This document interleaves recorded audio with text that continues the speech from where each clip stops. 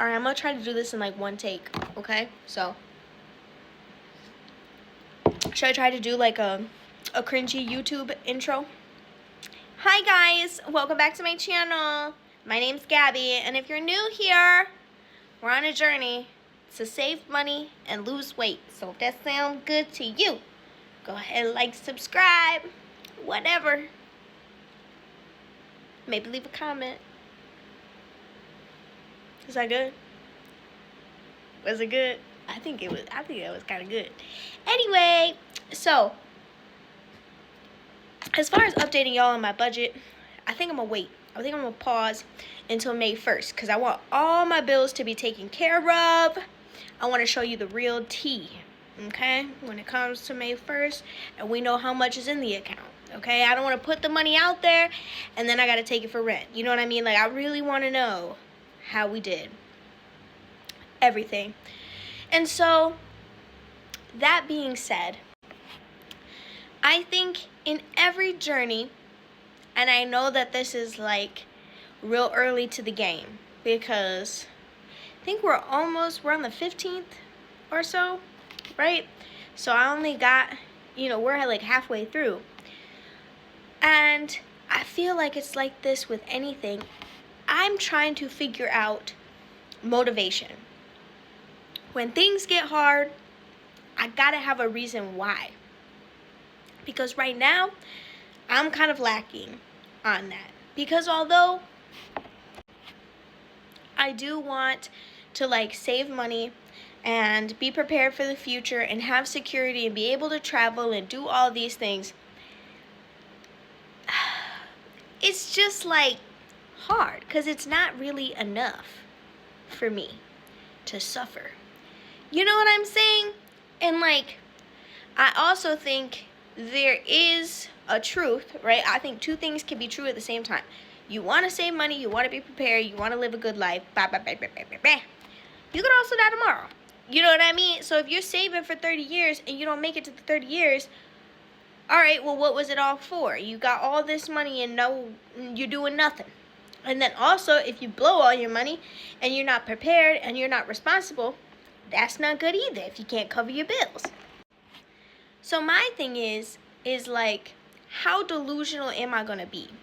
Because although I believe no matter what happens, like I could lose my job, I could get sick, I could whatever, I truthfully believe that it will work out. Whether there's $0 in my account or whether there's $1 trillion. I just think whatever way the wind blows, Gabby is not too good for a job. Okay? I'm not too good to scrub some floors. I'm not too good to go over to crumble cookie. I'm not too good to be hosting. I still do that shit. I still waitress. I still whatever. You know what I mean? I've never been opposed to taking a pause if things don't work out. And so it really be dismotivating me because I'm like, well, worst comes to worst. I really only need this much to live, so why the fuck I gotta save all this money? That's the one thing I don't get about these FIRE people, right? They living on $800 a month. Meanwhile, they're trying to save, for $40,000 a month so that they can live in their 60s like that. If you're already living on $800 a month, why you gotta save all that money? Just live off the $800 a month for the rest of your life and don't save. Just get a little barista job and you be chilling. You know what I mean? Also, another thing is, here's my thing. My beliefs are getting so to the point where I'm just like, it really don't even make sense. Because I don't really want to buy a house. That's just not motivating for me. I don't give a shit about it. I don't want the maintenance costs. I don't want the tax burden. I don't want to be locked down to a location and have to sell if I decide that a better opportunity comes out in a different state or in a different company. Like, these companies are too big. Nobody is staying for 20, 30 years like they used to in Pop and Grandma Day. You know what I mean? Like, we're just not doing it, okay? We're moving every couple of years to better opportunities, even within the same organization, babe. It's just not the vibes. And also, too, I don't really want fucking kids, okay? Like, maybe, but my philosophy is, if it happens to me, I'll figure it out. If it doesn't, I'm cool. I'm chilling. I'll get a couple dogs. You know what I'm saying? So those two things alone are a big motivating factor for a lot of people to save money. I don't got it. You know what I'm saying? I don't got that. I am good with renting or, you know what I mean, holding off on those things. Like, that's just not important to me. What is important to me is convenience. I want to live good. I don't want to have to do my laundry. I don't want to have to clean my house. I don't want to have to go through the grocery store and buy groceries and waste my life. Like, I don't want to do all of that. So if I pay somebody to do it, to me, that's a great use of my money. That's what I save my money for. I save my money so that I have the flexibility to pay for conveniences, pay for massages, pay to get my nails done, which, you know, this month we took a break and ew. I don't like it. And so, to me, that is motivating. But in the same sense, you don't need to save like a whole bunch of money in order to get that, you know, to get there, you know? So that's just where I am. I'm not really understanding what goal we're supposed to have. Because if I don't want a house, I don't really want kids, I'm not even really that set on retiring, babe.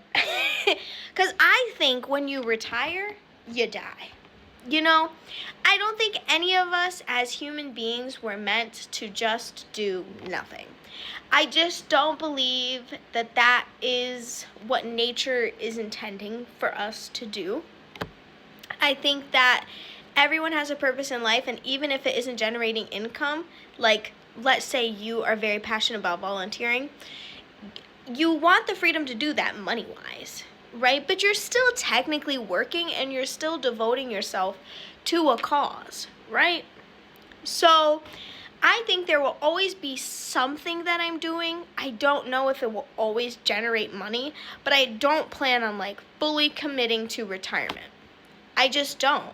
I think that I'll always want a part-time job. I think I'll always want maybe something that's a little less physically demanding, but still relies on some of my skill, or just humanitarian effort. Like, I just don't think that I'm going to ever just chill in the house and be done. You know? So then again, it brings up the question, so what are you saving for, babe? What are you saving for? I don't know. That's my thing. I don't know. Also, I'm going to go for a walk, so the last thing I'm going to explain is the FIRE movement. And if you have not heard of the FIRE movement, I highly recommend that you check it out. Even if you don't commit to it, they are good habits and it's good information to know, because it will set you ahead of like 99.99999% of people, even if you do like 20% of it. Like, even if you commit to following like 2 of their principles, you will be good. You will be ahead. So basically, the FIRE movement stands for Financial Independence Retirement Early. And to me, it's a lot of high earners, okay, who reduce their expenses to the lowest possible, you know, not going out to eat, you know, living really cheap or getting a roommate, not buying a car, like, so they don't have payments. All of this stuff, right? Maxing out their 401k contributions and employee match. All of these things that they will explain. And that is so that they can retire before 60. So sometimes it's 40, sometimes 45, 50, whatever. There's also different levels. There's FIRE, which means you completely retire. But then there's like barista FIRE, which means it's kind of what I would probably do, which is like you still have a part-time job, but you're taking contributions. And then taking distributions, sorry. And then there's also like travel FIRE, basically, where you save up enough money where you can leave the country and live somewhere cheaper. So that is that. Look into it. But again, if you have any suggestions on different goals or what motivates you, please let me know, because I am struggling. I'm struggling. Bye.